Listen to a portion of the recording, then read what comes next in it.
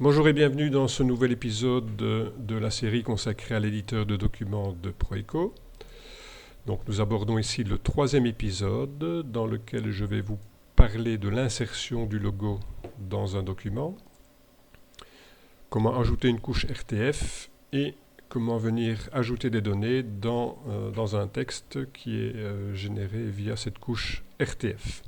Un petit rappel avant d'aller plus loin. Donc, petit rappel concernant l'insertion des données, l'ajout d'un libellé ou le tracé d'une forme.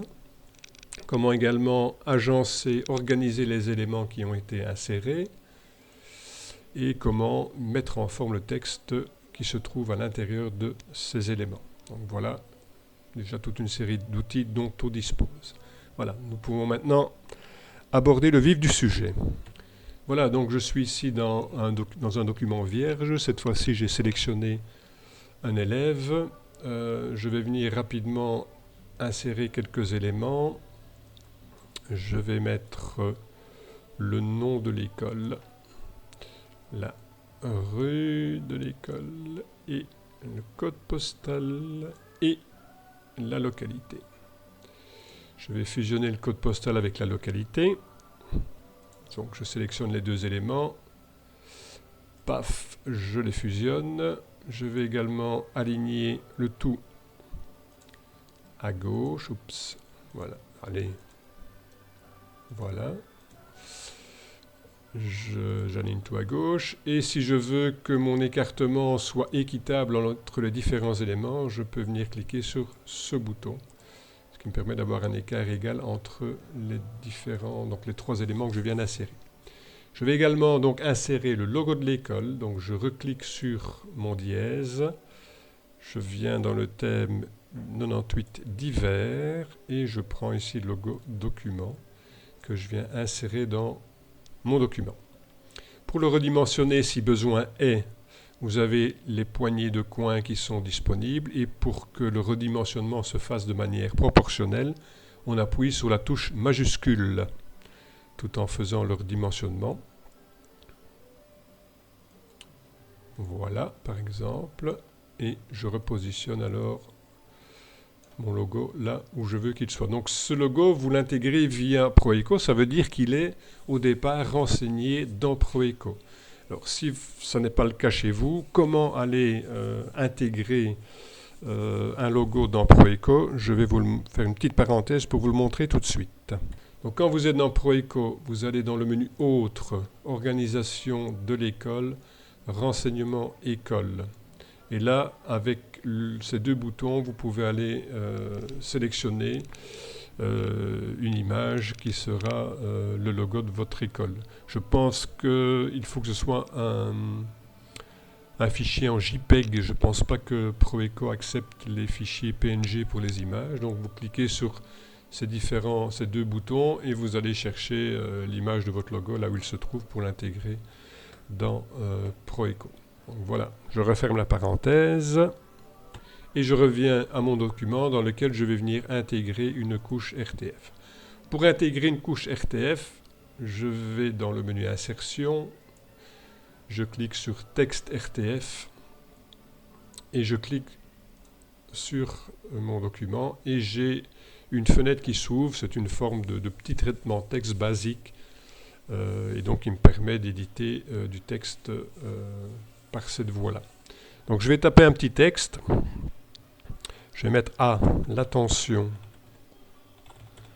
des parents de. Je vais venir ajouter le prénom et le nom de l'élève et vous voyez que vous retrouvez de nouveau ici ce même bouton avec le dièse. Donc il faut bien cliquer sur celui-là et pas sur celui-là. Si vous cliquez sur celui-là, ça n'ira pas. Donc on clique sur celui-ci. Et on retrouve les mêmes thèmes et les mêmes éléments. La différence, c'est que ici, ça ne fonctionne pas par glisser-déposer. Si je prends prénom, ça ne va pas aller. Je dois faire un double clic dessus, tac tac, et vous voyez que le code vient s'intégrer ici. Voilà, je fais un espace, je réouvre, je fais un double clic sur nom, et le nom de l'élève vient s'intégrer. Donc correctement dans mon texte. Je peux continuer à taper le reste du texte. Donc je vais mettre élève en. Je vais venir ajouter la classe de l'élève. Donc je vais dans le menu, dans le thème localisation, et moi ici je vais prendre le groupe élève, parce que c'est ce que j'utilise. Double-clic sur groupe élève. Voilà. Et je fais OK. Bon. Ce qu'il faut savoir quand vous intégrez une couche RTF, c'est que souvent elle ne se positionne pas trop correctement. Donc ici, elle prend en fait toute la place de ma bande principale. Donc ce qu'il faut, c'est avec les poignées de redimensionnement, la positionner correctement. Donc je la redimensionne un petit coup. Voilà. Si maintenant je vais venir modifier mon texte dans cette couche RTF, donc je la sélectionne, je fais un double-clic et mon traitement de texte s'ouvre à nouveau. Donc je pourrais décider que prénom et nom vont se mettre en gras et en italique, et que ce soit par exemple en bleu. Je fais la même chose pour le groupe élève. Donc je mets en gras et en italique, et je vais dire que ça va être en bleu. Voilà, je revalide, et voilà. Donc qu'est-ce que ça donne? Je prends ici. Voilà.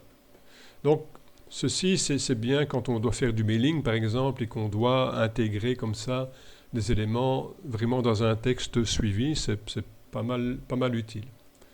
Voilà donc pour cette fois-ci. Donc vous savez maintenant comment intégrer une couche RTF, comment la positionner, la dimensionner, et comment y intégrer des données, donc comme pour intégrer des données lorsqu'on est sur la bande principale. Donc le système est un petit peu différent ici.